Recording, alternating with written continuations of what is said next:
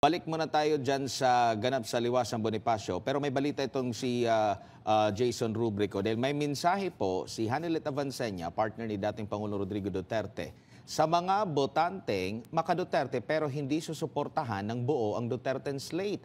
Isa itong hamon para sa kanilang paninindigan at katapatan sa adikain ng dating Pangulo. Narito ang exclusive report ni Jason Rubrico na live niya ibabalita. Jason? Hindi na natin sila Magandang hapon mga kapartners, muling ang binigyang diin ni Hanilet Avancenia ang bilin ni dating Pangulong Rodrigo Duterte na kalimutan na lang siya kung kakalimutan ng mga taga-suporta nito ang buong slate ng Duterte. Muling iginiit ni Hanilet Avancenia at Veronica Kitty Duterte ang panawagan ni dating Pangulong Rodrigo Duterte na ipanalo ang buong Duterte slate sa isang campaign rally sa The Tent in Alabang. Buong puso nilang ipinabot ang mensahe ng dating Pangulo sa mga taga-suporta na higit pa sa simpleng boto ang kailangan, kundi isang matatag na paninindigan para sa buong slate. Sa isang exclusive interview ng SMNI, ipinaabot ni Hanilet ang saloobin ng dating Pangulo sa ilang botanteng nagsasabi na sila'y maka-Duterte pero hindi naman boboto ng straight para sa PDP laban. Dito, muli niyang binigyang diin ang mahigpit na bilin ni dating Pangulong Duterte. Sabi nga niya, di ba, kalimutan na lang daw din niya siya pag kinalimutan yung Duterte. Binanggit din ni Hanilet na ilang taon nang iniluluklok sa pwesto ang ilang politiko pero nananatiling tikom ang bibig pagdating sa mga mali at iligal na gawain ng kasalukuyang administrasyon. Ngayon, anong ginawa sa atin? Hindi mo malapitan, hindi nagsasalita lang tungkol sa mali. Wala, tahimik lang. Gusto nyo lang ganyan? Na hindi tayo kaya ipaglaban. Tinatapak-tapakan na tayo.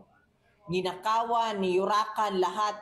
Violated ang human rights natin. Wala silang sinasabi. Gusto nyo, diyan pa rin kayo.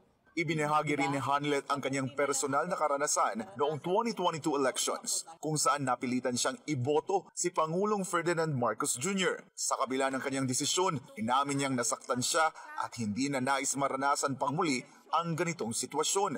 Kaya't buo ang kanyang paninindigan ngayon, vote straight for Duterte. Iboto mo na lang kasi si Inday, kasama ni Inday. Napilitan ako ilagay. Pero tingnan mo ngayon, nasaktan ako. Anong gusto mo? Dito ka na lang. Kaysa bumoto ka lang, masaktan ka ulit. Mas masakit ito kaysa sa broken hearted ka sa boyfriend mo. Matatandaan na iligal na ineresto si dating Pangulong Duterte at ikinulong sa The Hague, Netherlands batay sa warrant ng International Criminal Court. Para kay Vice President Sara Duterte, si Marcos Jr. mismo ang dapat na managot sa isyu ng pagkidnap sa dating Pangulo. Ayon kay VP Sara, imposibleng maisagawa ang operasyon ng rendition o pagdakip at paglipat ng isang Pilipino sa ibang bansa kung walang pahintulot o basbas mula kay Marcos Jr. Samantala, ayon kay Hanilet, nasa maayos na kalagayan ang dating Pangulo at patuloy pa rin ang paggabay niya sa kanilang anak na si Kitty. Okay naman siya. Siya pa nga nag-a-advise lalo na sa anak ko Maano pa rin siya. He's telling me to be strong. May mensahe naman si Kitty Duterte sa mga kapwa niya kabataang Pilipino na boboto ngayong Mayo 12. So sa mga kabataan, kagaya ko, exercise your right to vote and vote wisely. Vote people with a good heart who will serve our country. Mga kapartners, nagpapatuloy ang programa ng Duterte Meeting de Avance dito sa Liwasang Bonifacio kung saan bandang alas 3 ng hapon ay nagsimula na ngang magbigay ng kanilang mga talumpati ang mga party list na inendorso ni dating Pangulong Rodrigo Duterte.